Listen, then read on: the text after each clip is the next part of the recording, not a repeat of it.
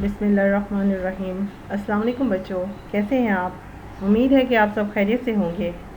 प्यारे बच्चों, आज हम उर्दू हरूफ तहज्जी के नए हर्फ दाल को लिखना और पढ़ना सीखेंगे और इसके ज़ख़ीरा अल्फाज के बारे में भी जानेंगे। दाल, द, दांत, द, दांत,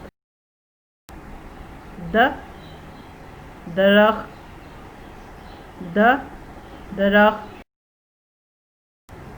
द, दस्ताने, द, दस्ताने,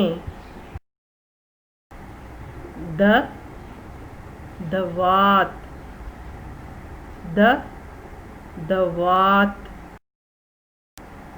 द, दांत, द, दरख्त, द, दस्ताने, द, दवात। अब आप पढ़िए।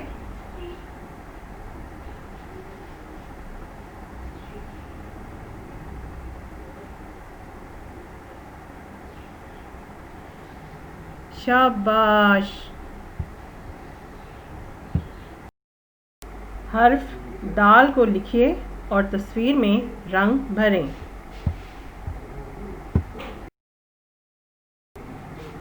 आए अब हम दाल लिखना सीखते हैं। नुक्ते से पीछे की जानिब गोल घूमकर लकीर पर ठहर जाएं तो बन जाएगा दाल। इसको एक मर्तबा फिर लिखते हैं। नुक्ते से पीछे की जानिब गोल घूमकर लकीर पर ठहर जाएं तो क्या बन गया? दाल।